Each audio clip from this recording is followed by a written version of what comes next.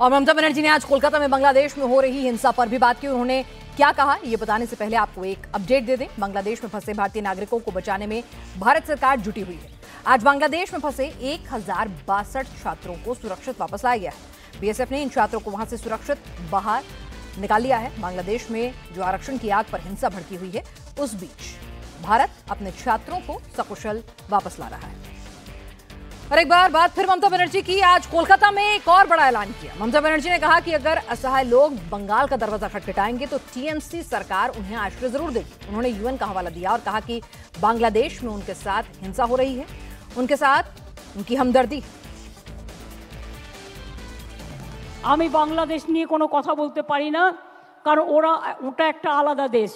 যা বলার India government বলবে, আমি বলতে পারি না।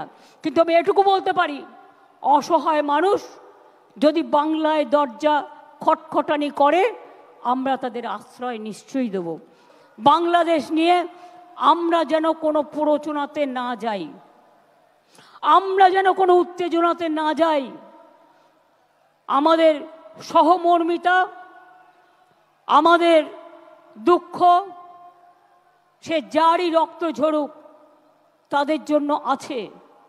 আমরা দুঃখী, আমরাও খবর রাখছি।